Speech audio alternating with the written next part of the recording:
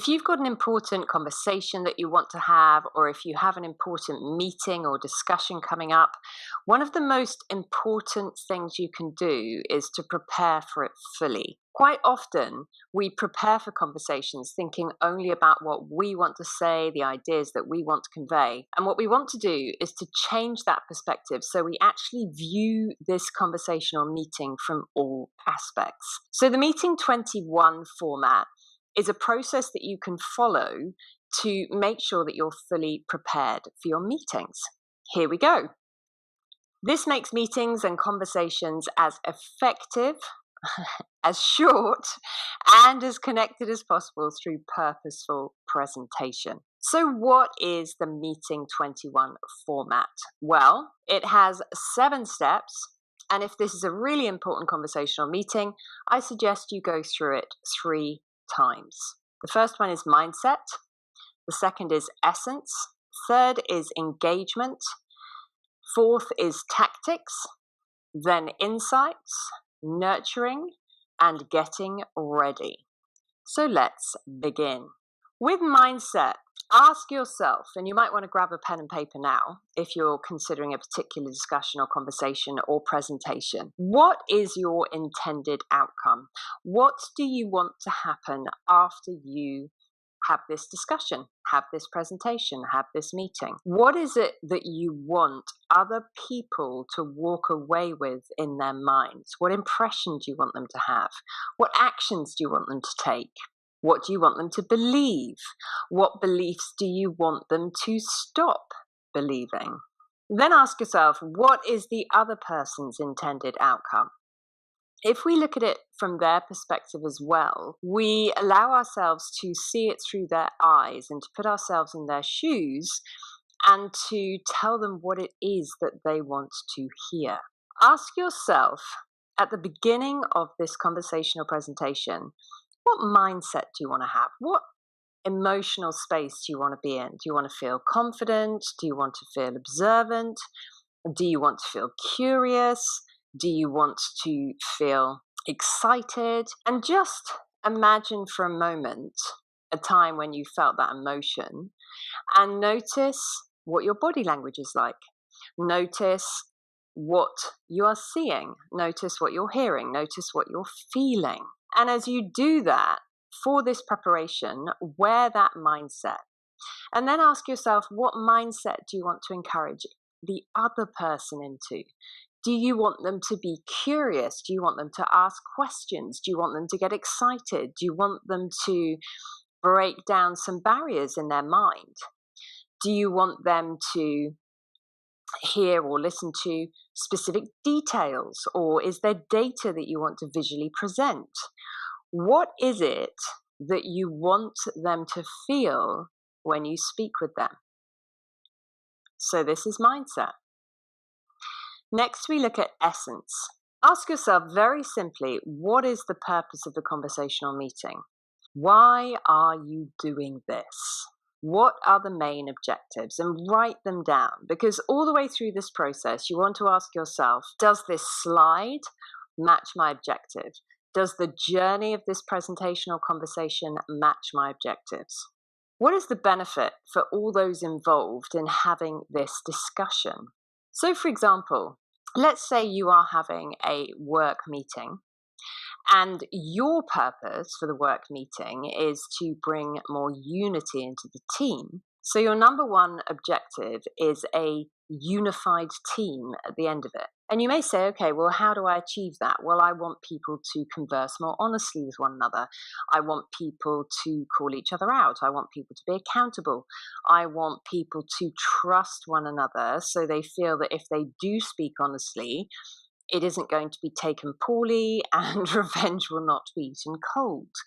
Ask yourself, okay, what is the purpose of me asking this team to become more unified? And what's the benefit for them? If there is more unity in the team, then everything takes a much shorter time. Communication is more effective. People get to know each other faster. People build trust. People engage more. There's more creativity. There's more innovation. And you want to be sharing those benefits with people at the front of the conversation, right at the beginning. This is my perceived benefit for you. If you involve yourself in this, this will happen. What language patterns could you use to minimize resistance? So think about it. Think about some of the challenges that may come up and think about how you can use more abstract language and speak to their values at this point. What's important to them? What do they get from this? What's this all about? What will this allow them to do?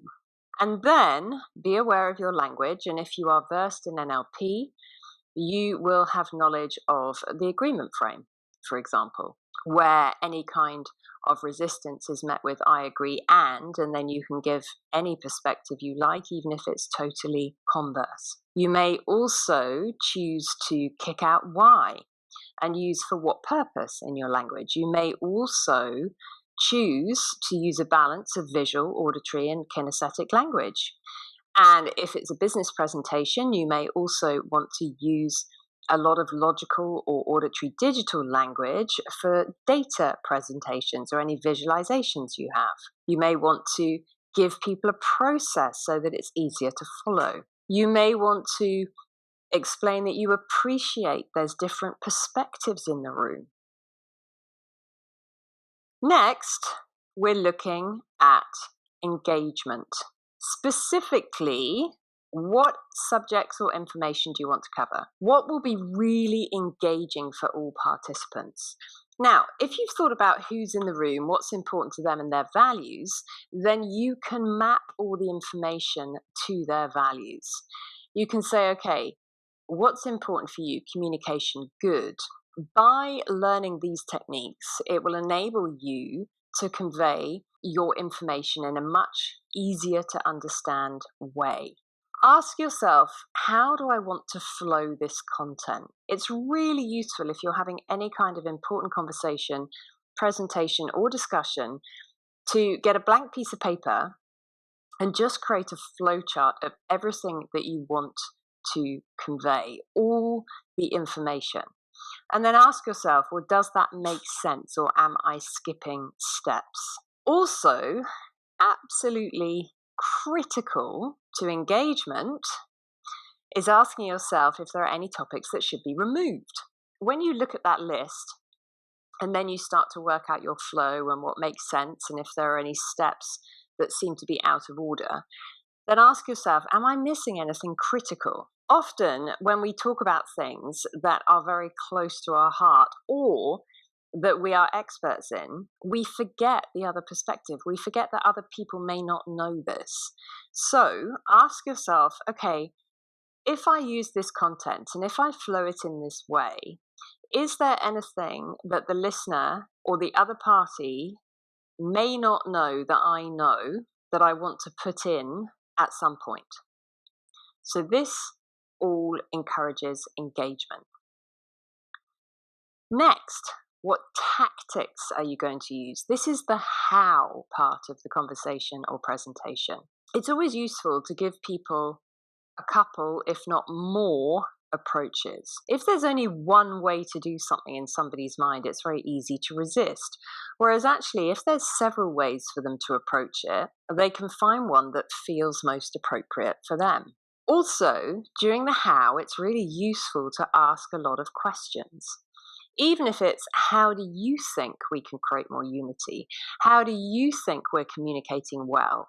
How do you think that we're not communicating that well? And what do you think we can do about that? And then you might take one of those suggestions and say, great, so what is the process for achieving this? And what is not the process for achieving this?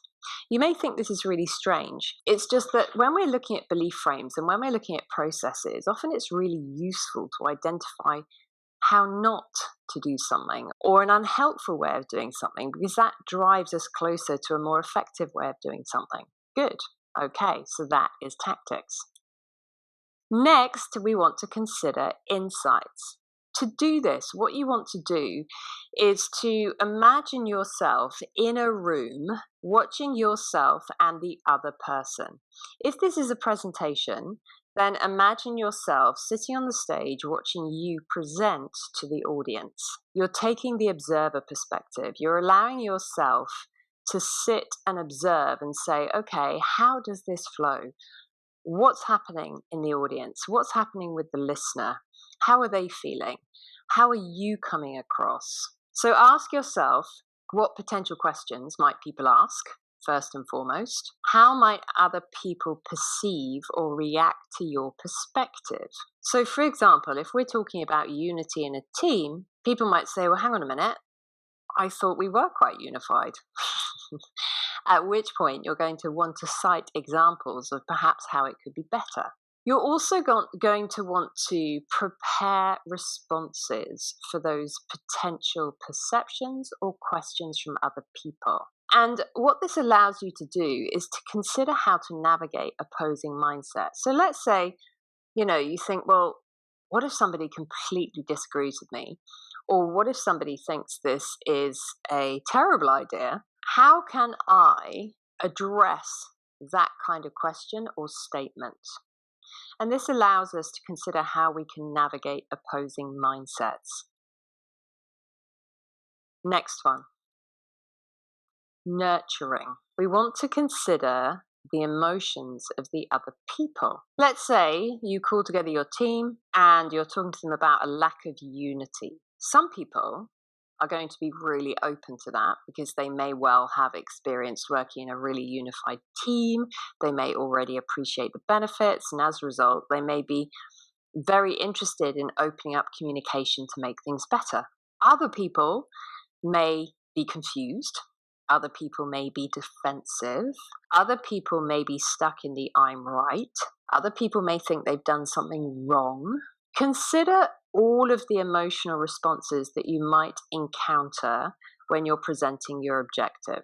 Also ask yourself, well, it's something that you're probably passionate about. So ask yourself what emotional triggers may actually exist for you. And then you're going to prepare approaches to navigate everyone's emotional responses and your own mindset. So, for example, if you find yourself feeling flustered at a question, imagine that and imagine what is the best response in that scenario. If you've prepared and rehearsed all of this in your mind, it makes it much easier when you're actually live in the conversation or when you're live in a presentation to manage any outcome. Okay, next, you're going to get ready. Imagine yourself in this meeting or conversation and notice how it feels when it's progressing well. Then notice how it feels when it's not progressing well and decide what different approaches you could use to manage it more effectively and to redirect it onto a positive path. Then imagine yourself afterwards. How do you want to feel? Do you want to feel elated? And be realistic because, quite often, if it's a big presentation, there's a big build up to it. And immediately afterwards, actually, we may feel a sense of elation and then we may feel a sense of relief. This is just you and a sheet of paper. Explain how you want to feel afterwards. And then question, is there anything else that I want to prepare for an effective outcome? And double check what will be the next steps. So what do I want to do straight after this conversation or presentation? And what do I want the other party or parties to do straight after this presentation or conversation? This is a very powerful step-by-step process that allows you to get prepared, get organized, and to consider all perspectives for any kind of conversation, any kind of presentation, and any kind of business discussion. What I recommend is that once you've been through this process once and you've got everything flowing, either discuss it with somebody else if it's a big presentation, or revisit it 2 more times on different days. Notice how you feel as you flow through it. Notice how what you want to say may sound to other people. Ask yourself, are the steps in big enough or small enough chunks to manage engagement? And ask yourself, what will allow you to look confident and calm as you deliver the information you want to deliver. That is the Meeting 21 approach. And for those of you who are familiar with NLP, you will know that this is expanding on the format system. Good. I hope it goes really well.